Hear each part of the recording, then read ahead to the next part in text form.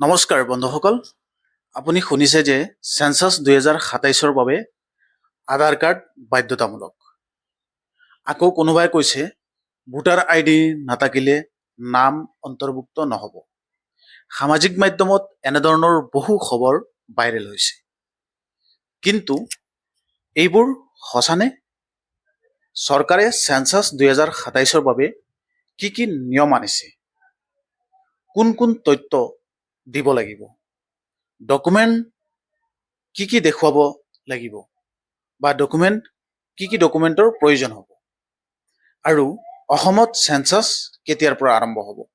এইকেইটা কুৱেশ্যন আপোনালোকে এই ভিডিঅ'ৰ শেষত পাব। আজিৰ এই ভিডিঅ'ত চৰকাৰী তথ্যৰ ভিত্তিত সকলো কথা সহজ ভাষাত আলোচনা কৰিম।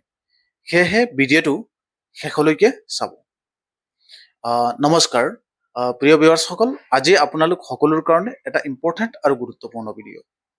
সেন্সাস বা জনসংখ্যা গণনা হৈছে ভাৰত চৰকাৰৰ এটা অত্যন্ত গুৰুত্বপূৰ্ণ কাৰ্যসূচী।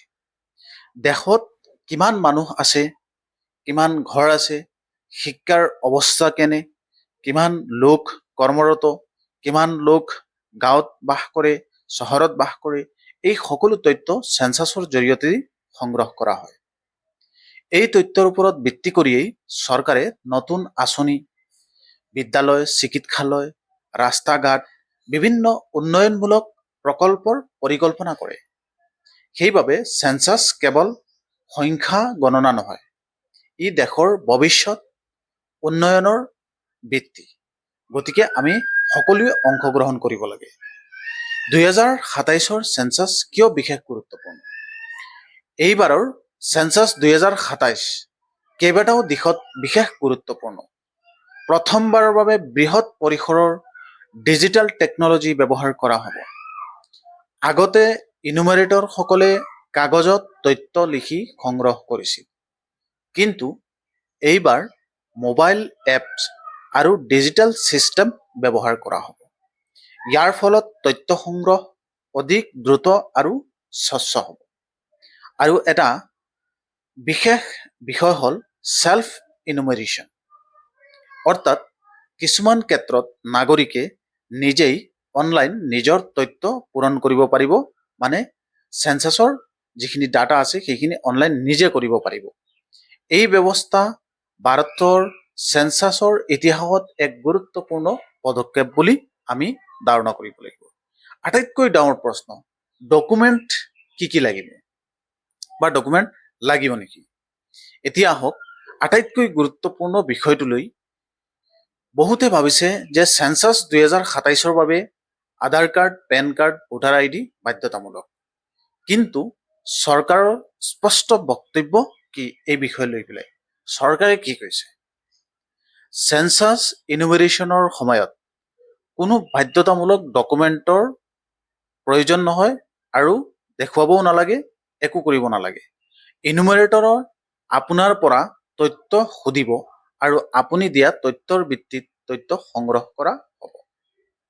অৰ্থাৎ আপোনালোকক এই বিষয়টো একেবাৰে সহজকৈ বুজাই দি আছো।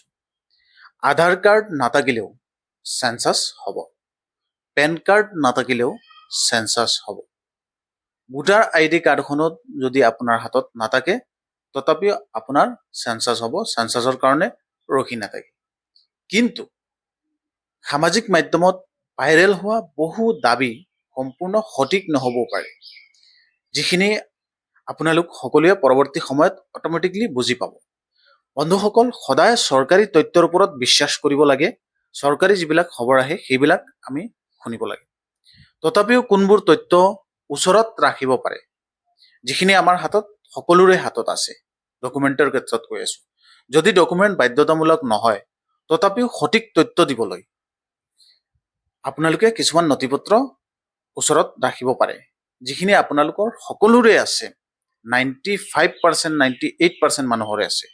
আধাৰ কাৰ্ড, ভোটাৰ আইডি কাৰ্ড, যাৰ প্ৰাপ্তবয়স্ক হ'ল তেওঁৰ ভোটাৰ আইডি কাৰ্ড আছে, birth certificate, ration card, almost এই যিখিনি কাগজ প্ৰায় সকলোৰে আছে। স্কুল চাৰ্টিফিকেট বা যিকোনো এখন এড্ৰেছ প্ৰুফ, সেইকেইখন প্ৰায় সকলোৰে হাতত আছে। গতিকে এইটো লৈ পেলাই আমি শংকিত হ'ব নালাগে। ইয়াৰ ফলত নাম, জন্মৰ তাৰিখ ঠিকানা আদি তথ্য সঠিকভাৱে দিব পাৰিব। সেইখিনি যদি থাকে বাৰ্থ চাৰ্টিফিকেটখন প্ৰয়োজন নহয়, পিছত বনালেও হ'ব। অসমত চেঞ্চাছ কেতিয়া আৰম্ভ হ'ব? সেইটো এটা ডাঙৰ কুৱেশ্যন। অসমত চেঞ্চাছ 2027ৰ প্ৰস্তুতি আৰম্ভ হৈছে। কিছুমান জিলাত আপোনালোক সকলোৱে দেখিছে যে ট্ৰেইনিং হৈ গৈছে। হাউচ লিষ্টিং, হাউচ চেঞ্চাছৰ কাম আগতে কৰা হ'ব। ইয়াত আপোনাৰ ঘৰৰ বিষয়ে তথ্য সংগ্ৰহ কৰা হ'ব। মানে আপোনাৰ ঘৰৰ যিখিনি তথ্য আছে, ইনফৰমেশ্যন আছে, সেইখিনি লোৱা হ'ব। যেনে ঘৰত কিমানটা কোঠা আছে, বিদ্যুতৰ সুবিধা আছেনে নাই, পানীৰ উৎসটো কি, মানে কেনেকৈ আপুনি পানী খায়, টিউবৱেলৰ পানী নে ছাপ্লাইৰ পানী, বা আপোনাৰ শৌচাগাৰ আছেনে নাই, কি ধৰণৰ শৌচাগাৰ আছে, অন্যান্য মৌলিক সুবিধা, তাৰপিছত জনসংখ্যা সম্পৰ্কীয় তথ্য সংগ্ৰহ কৰা হ'ব। এই 33টা কুৱেশ্যনৰ এটা ছেপাৰেট ভিডিঅ' আমি বনাই দিছোঁ, আমাৰ চেনেলত গ'লে আপোনালোকে পাই যাব। চেঞ্চাছ অফিচাৰ ঘৰলৈ আহিলে কি কৰিম?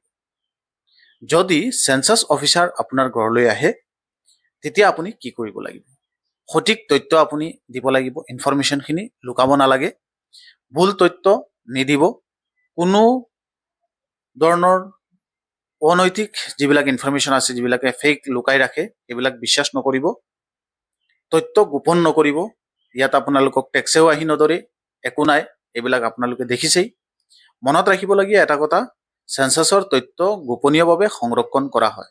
চেঞ্চাছৰ যিখিনি ইনফৰমেশ্যন অফিচাৰে লয় বা আপুনি দিয়ে, সেইখিনি গোপন হিচাপে থাকে। ব্যক্তিগত তথ্য জনসাধাৰণৰ আগত প্ৰকাশ কৰা নহয়। কাৰোবাৰ ব্যক্তিগত তথ্যখিনি জনসাধাৰণৰ আগত প্ৰকাশ কৰা নহয়। এই চেঞ্চাছে আপোনাৰ বাবে কিয় গুৰুত্বপূৰ্ণ? সেইটো হ'ল এটা কুৱেশ্যন।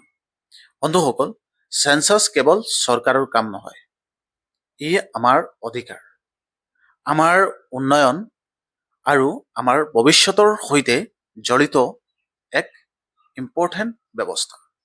যদি তথ্য সঠিক হয়, উন্নয়নমূলক আঁচনি সঠিকভাৱে ৰূপায়ণ হ'ব, নতুন বিদ্যালয় স্থাপন হ'ব, বা নতুন চিকিৎসালয় স্থাপন হ'ব, চিকিৎসাৰ সুবিধা বৃদ্ধি পাব, জনসংখ্যাৰ ভিত্তিত চৰকাৰে বিভিন্ন ধৰণৰ আঁচনিৰ কাম আগবঢ়ায়, ৰাস্তা ঘাটৰ জনসেৱাত উন্নত হ'ব। সেয়েহে চেঞ্চাছত অংশগ্ৰহণ কৰাটো প্ৰতিজন নাগৰিকৰ দায়িত্ব।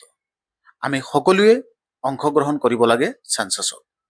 আজিৰ এই ভিডিঅ'টো আপোনালোক সকলোৰ কাৰণে বনাইছোঁ, যিমান পাৰে সকলোকে শ্বেয়াৰ কৰিব, যিবিলাকে এই বিষয়ে লৈ পেলাই চিন্তাত আছে কেনেকৈ কৰিম। গতিকে বন্ধুসকল, চেঞ্চাছ 2027ৰ বাবে বৰ্তমান কোনো বাধ্যতামূলক ডকুমেণ্ট জমা দিব নালাগে, সেই বিষয়ে লৈ পেলাই কোনো টেনশ্যন ল'বলগীয়া নাই। কিন্তু সঠিক তথ্য দিবলৈ কিছুমান নথিপত্ৰ ওচৰত ৰাখিলে সুবিধা হ'ব আপোনাৰ, আৰু সেইখিনি আপোনালোকৰ আছে। যদি এই ভিডিঅ'টোৱে আপোনাৰ উপকাৰ আহিছে বুলি ভাবিছে বা আন মানুহেও জনা দৰকাৰ বুলি ভাবিছে, তেনেতে এই ভিডিঅ'টো শ্বেয়াৰ কৰিব আৰু OILS অসম ইউটিউব চেনেলটো ছাবস্ক্ৰাইব কৰি ৰাখিব। আমি আপোনালোকৰ কাৰণে এনেধৰণৰ কিছুমান টপিকছৰ ওপৰত ভিডিঅ' বনাওঁ, যিবিলাকে আপোনালোকৰ মনৰ যি ভাৱ আছে সেইবিলাক মানে বিকৃত নহয়, বা আপুনি মানে এটা কনফিউজনত সৃষ্টি নহয়, কাৰণ সামাজিক মাধ্যমত বিভিন্নজনে বিভিন্ন ধৰণৰ ভিডিঅ'বিলাক বনায়, যাৰ ফলত আপোনালোকৰ এটা অসুবিধাৰ সন্মুখীন হয় যে কোনটো শুদ্ধ, কি কৰিম, সেই বস্তুটো যাতে নহয়, সেইকাৰণে এই ভিডিঅ'টো প্ৰস্তুত কৰিছোঁ। যিবিলাক মানুহে ডকুমেণ্টছৰ কাৰণে বৰ্তমান ভাবি আছে যে মই ডকুমেণ্টছখিনি বনাবই লাগে, এইখিনি কাগজ লাগিব, বাৰ্থ চাৰ্টিফিকেট লাগিব, সেইটো কাগজ লাগিব, সেইবিলাক লৈ পেলাই একো চিন্তা কৰিব নালাগে। অকল যিখিনি ডাটা আছে সেই ডাটাখিনি শুদ্ধকৈ দিলে হ'ল। সেল্ফ ইনুমাৰেশ্যনৰ কাম আৰম্ভ হ'ব। ডেট আপোনালোক সকলোকে ভিডিঅ'ত প্ৰকাশ কৰি কৈছোঁ, আৰু সেই হিচাপে আপোনালোকে নিজে অনলাইন কৰি ল'ব।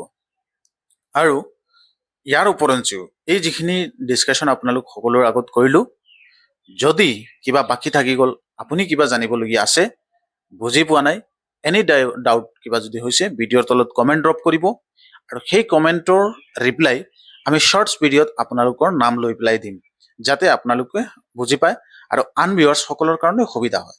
গতিকে আপোনালোকৰ মনৰ যিখিনি কুৱেশ্যন আছে সেইখিনি ৰেইজ কৰিব, ড্ৰপ কৰিব, আমাৰ ভিডিঅ'ৰ তলত দিব। তাৰপিছতহে আমি মানে আপোনালোকৰ কমেণ্টৰ ৰিপ্লাইসমূহৰ ওপৰত ভিডিঅ' বনাম, কাৰণ এই বিষয়ে লৈ পেলাই কিছুমান মানুহ চিন্তিত হৈ আছে। গতিকে চিন্তিত হ'ব নালাগে, একেবাৰে ফ্ৰী, আৰু প্ৰায় কেইখন অসমৰ জিলাত আপোনালোক সকলোৱে দেখিছে ট্ৰেইনিং হৈ গ'ল আৰু একদম প্ৰস্তুতি আৰম্ভ হৈ আছে। গতিকে আমি ধুনীয়াকৈ চেঞ্চাছত অংশগ্ৰহণ কৰিব লাগে আৰু ডাটাখিনি নিজৰ দিব লাগে আৰু কমপ্লিটলি আপোনালোকৰ ডাটাখিনি ছেফ থাকিব। ইনফৰমেশ্যনটো কেনেকৈ লাগিছে ভিডিঅ'ৰ তলত কমেণ্ট কৰি জনাব আৰু লাইক কৰিবলৈ নাপাহৰিব। আৰু চেনেলত যদি প্ৰথমবাৰলৈ আহিছে চেনেলটো ছাবস্ক্ৰাইব কৰিব। ফেচবুকত যদি চাই আছে চেনেলটো ফ'ল' কৰিব আৰু যদি ইনষ্টাগ্ৰামতো চাই আছে আমাৰ চেনেলটো ফ'ল' কৰিবলৈ নাপাহৰিব। ৱাইলেছ অসম ইউটিউব চেনেলত আৰু এটা নতুন ভিডিঅ' লৈ আহিম আপোনালোকৰ ওচৰতে। ধন্যবাদ। আজিৰ ভিডিঅ' ইমানতেই। Thank you. জয় আই।